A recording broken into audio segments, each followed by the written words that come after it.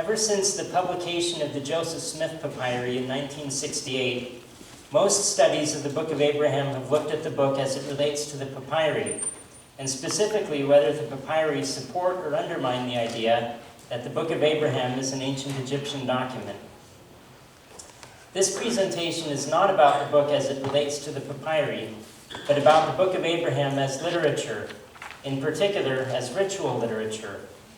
The category of ritual literature includes narratives comparable to the Book of Abraham, such as Enuma Elish in ancient Mesopotamia, the Memphite theology in ancient Egypt, and the words of institution in the modern Orthodox Mass.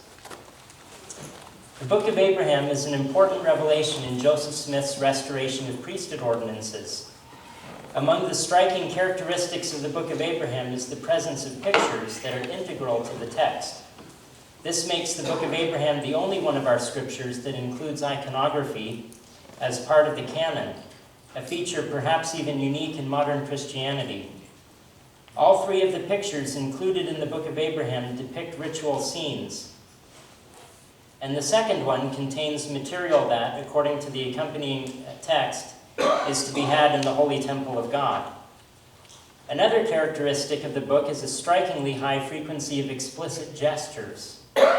Both the verbal text and the accompanying pictures are full of gestures, many more than are found in the parallel parts of Genesis. A third characteristic of the book is its extensive focus on cosmology, including arcane names of stars and planets in the 3rd chapter and in the 2nd facsimile. All of these things, the iconography, the gestures, and the focus on cosmology, contribute to an overall impression that the Book of Abraham is related to temple ritual. The ritual nature of the Book of Abraham has been explored by Hugh Nibley. While I agree with Nibley on the essential point that the book is a ritual text, my analysis differs from that of Nibley in some ways. In Nibley's view, different parts of the Book of Abraham come from different origins and have different functions. An autobiographical narrative in chapters 1 to 2, the script of a drama in chapters 3 through 5, and a memorial stela in facsimile 3. Although these different parts do correspond to transitions in the narrative is coherent from beginning to end. It seems to me, therefore, that positing a single ritual function for the text as a whole is more consistent with the structure of the text. In my view, the entire narrative is meant to function as a recitation accompanying a ritual performance, along with a minimal dramatization employing gestures mentioned in the text. The Book of Abraham is basically a narrative of Abraham's life, corresponding to the account in Genesis 11 through 13. Nested within this narrative is Abraham's account of a vision he witnessed, which includes events of the premortal council and the creation, corresponding to the first few chapters of Genesis. The end of the text, including Abraham's sojourn in Egypt, is missing. Joseph Smith's explanation of facsimile 3 reveals details of an event from the latter portion of the story, Abraham's lecture on the principles of astronomy before the Pharaoh's court in Egypt. Facsimile 3 is particularly important for understanding the ritual nature of the Book of Abraham. According to Joseph Smith's explanation, facsimile 3 shows Abraham sitting on the Pharaoh's throne, reasoning upon the principles of astronomy before a small audience consisting of the Pharaoh, his son, the king's waiter, and the prince's servant. The content of the discourse, the principles of astronomy, relates to the content of chapter 3, in which God reveals principles of the cosmos to Abraham, including the names of several heavenly bodies. The connection between God's revelation to Abraham in chapter 3 and Abraham's lecture before the court in facsimile 3 is made explicit in Abraham 3:15. And the Lord said unto me, Abraham, I show these things unto thee before you go into Egypt, that ye may declare all these words. Chapter 3 and the 3rd facsimile are identical in terms of the manner in which they are presented and received. In both the text and the facsimile, Abraham is relating what God said to him about the cosmos. There are two intended audiences, one within the text, the Egyptians, and the other outside the text, we who are hearing or viewing it. The parallel between chapter 3 and the third facsimile is even more evident when we look at the parts of the facsimile.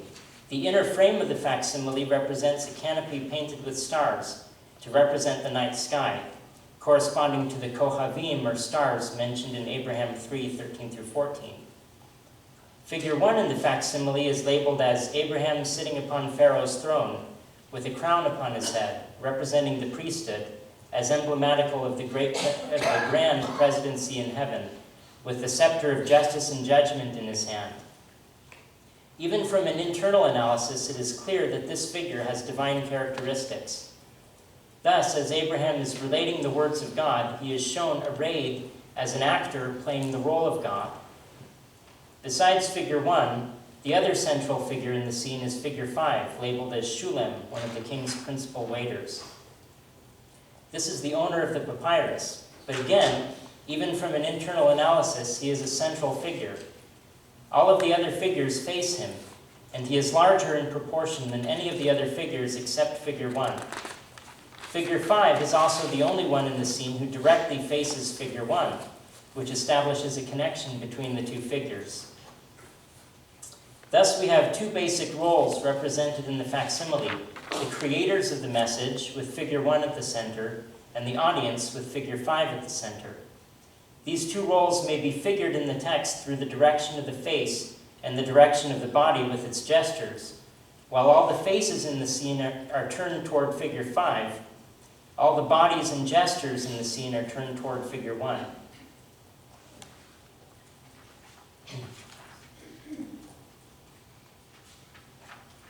In my paper on the Book of Moses in last year's Temple on Mount Zion conference, I introduced the concept of lamination as a tool for understanding ritual narrative texts.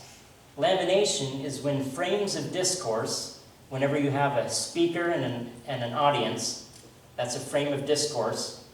Frames of discourse within and outside of a text are collapsed, with the result that the distinction between frames becomes blurred. When lamination occurs in a religious narrative text, it is a clue that the text has a ritual function. Facsimile 3 is a perfect example of lamination. It collapses the roles of God, Abraham, and also the Pharaoh as the sponsor of the discourse, those who are involved in the creation of the message. It also collapses the roles of Shulem, the principal character beholding Abraham and receiving his message from within the scene, and us, the external viewers who are also receiving his message. When I read this last night to my mother-in-law, she said, "Whatever you just said was really profound. I just wish I could understand it." So in an effort to ameliorate that, taking a look at facsimile 3 here, imagine that figure on the throne saying these words from Abraham 3:15. "And the Lord said unto me, Abraham, I show these things unto thee, before ye go into Egypt, that ye may declare all these words." So we can ask there, who is speaking here, Abraham or the Lord? It really is both, and that's the point, that we have frames of discourse that are the same and blurred, and the distinctions are blurred. And then also note that in chapter 3, the Lord, speaking to Abraham, refers often, repeatedly, to the earth upon which thou standest. Now, who in the picture is standing? It's not the one, it's not figure 1. And also, there is repeated reference to drawing nigh or coming nigh unto the throne of God. And so it's not actually the seated figure that's doing that. It's not Abraham, it's other figures in the scene. In other words, it's confusing, and that's the point, okay? So you're not supposed to be able to tell who's who.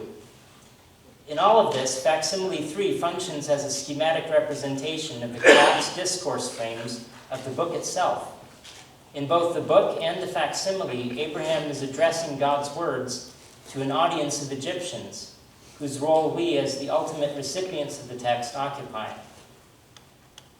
Indeed, in facsimile 3, if facsimile 3 stood at the end, that is, the far left of the hieratic text corresponding to the Book of Abraham, as most scholars who have studied the papyri believe, then the text of the narrative may be understood visually as an extension of Facsimile 3.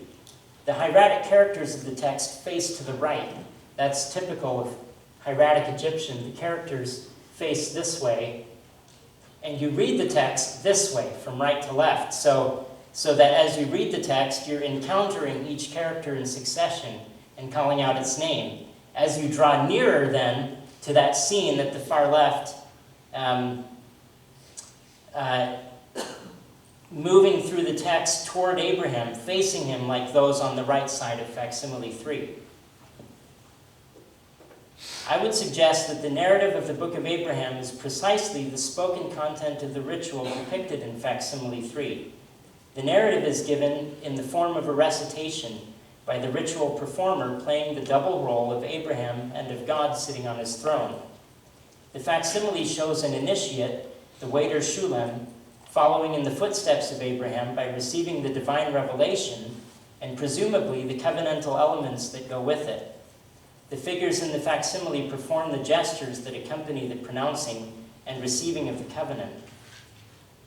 As I mentioned, the Book of Abraham is full of ritual gestures, many more than the biblical book of Genesis. In fact, the portions of Genesis that are parallel to the Book of Abraham contain no references to ritual gestures at all. In contrast, the Book of Abraham, including the facsimiles, contains no less than 16 distinct instances of ritual gestures. These confront us from the very first facsimile as Abraham lifts his hands in the Egyptian ga'u gesture, signifying adoration or worship. I believe that these gestures are part of the book's ritual context. They are gestures to be performed during the recitation of the text. This is implicit in the important role these gestures have in the narrative. In terms of the ritual, they function as ritual precedents. To perform the gestures is not only to employ their inherent ritual functions, but also to act out Abraham's story. Thus, the gestures within the text serve as both choreography and commentary. Because of time limitations, we can take a closer look at just a few of these gestures. In Abraham 1:18, the Lord, having rescued Abraham from the uplifted hand of his enemies, gives him a promise that sets the theme for the narrative that follows. Behold, I will lead thee by my hand, and I will take thee to put upon thee my name, even the priesthood of thy father. The ritual gesture of leading another by the hand is characteristically Egyptian, as well as Mesopotamian, being commonly depicted in introduction scenes, but by the way, not Levantine. It's more common in the Levant to have confronted figures clasping hands. Facsimile 3 shows this same gesture as one of the participants leads the initiate by the hand, perhaps corresponding specifically to the words of Abraham 1:18. Later in the narrative, Abraham receives a second theophany and message from the Lord. Here the Lord tells Abraham, "For I am the Lord thy God. I stretch my hand over the sea, and it obeys my voice. My name is Jehovah, and I know the end from the beginning. Therefore my hand shall be over thee." The two gestures in these verses are parallel. In both cases, the gesture may be understood as a sign used to accompany an authoritative command. Just as Jehovah can command the sea with the outstretched hand gesture, he will command Abraham with the same gesture, and it will be to Abraham's benefit, since Jehovah knows the end from the beginning.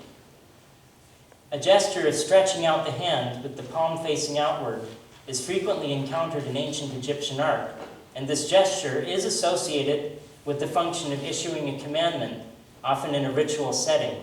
And in this painting from the Tomb of Nebamun, there are two examples of this. If you look to the right, there are two figures, one on top of the other. Both are performing this gesture with the palm outward, and the hieroglyphs next to them or under them spell out that they're issuing commands. They're making directives.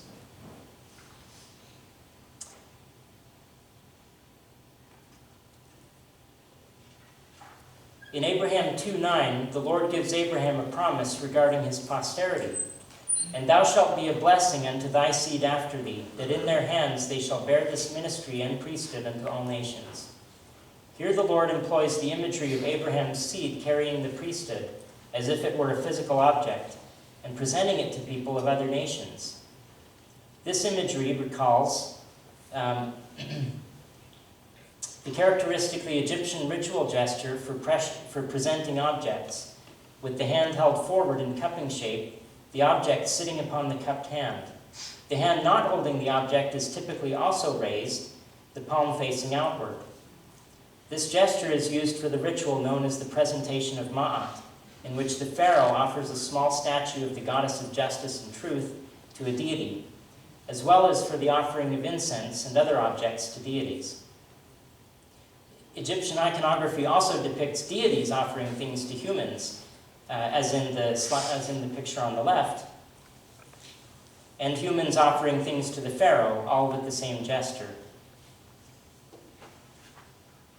It remains for us to examine the main gesture of Facsimile 3, the raising of the hand with the palm facing outward, performed by figures 2, 4, and 5. Klaus Baer, describing figure 5, says that this figure's hand is raised in adoration. This analysis of the function of the gesture, however, is not satisfactory. The principal Egyptian gesture of adoration is the raising of both hands with the palms outward, the Yahu gesture, as we saw in Facsimile 1, and also in Facsimile 2, figures 22 and 23, the baboons flanking the sun image. There is also a one-handed gesture of respect that is sometimes performed by people, including those being led by the hand when entering the presence of an enthroned deity. In this latter gesture, the shoulder is inclined toward the one being adored, like this, with the arm reaching toward the ground. The raising of one hand with the palm outward, however, is best understood differently, as a performative marker. It accompanies speech that brings about a new state of affairs, like saying, I hereby, whatever. We use that I hereby often in statements that would be called performative. They bring about a new state of affairs. We have already seen examples of this gesture before, accompanying the issuing of an authoritative command and the giving of an offering. These two actions have in common the fact that they are performative. One might say, I hereby command you, or I hereby give you. And even if the one doing the commanding or giving does not use these words, the commandment or gift is assumed to have the same force as if these words were used. Another common context in which this gesture is used is that of oath-taking. In fact, it is this gesture to which Abraham refers when he describes his oath to the king of Sodom in Genesis 14:22. And Abraham said to the king of Sodom, I have lifted up mine hand unto the Lord, that I will not take from a thread even to a shoe latchet, and that I will not take anything that is thine. Here Abraham may be referring to the very event that is being reenacted by Shulam in Facsimile 3. In any event, the gesture very likely has the same function of taking an oath as part of a covenant.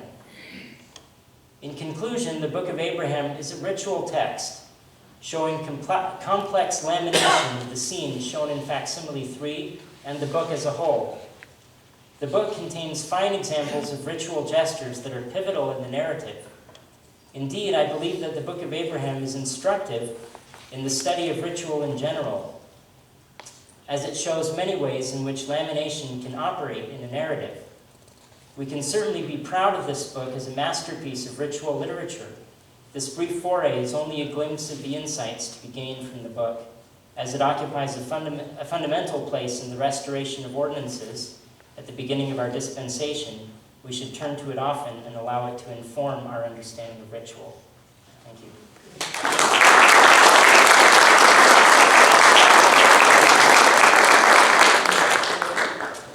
We'll take about 5 minutes of questions and then press on.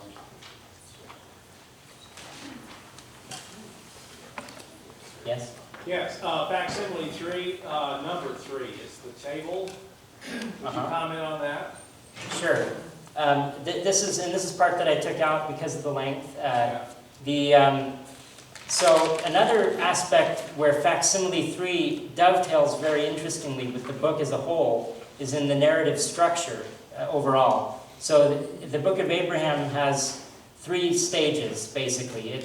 Well, 2 main ones. There's Abraham as he journeys, so we have a moving Abraham, and then Abraham in Egypt, where he's lecturing to the Egyptians. And in between those 2, there's this part of the narrative that, in terms of the chronology of the narrative, is very short. It's just on the brink as Abraham is he's at the border of Egypt, ready to go in. And he receives this vision, which is way out of proportion with the chronological place. So it's a very long, we don't really know how long it was originally, but as we have it now, it's 3 chapters. In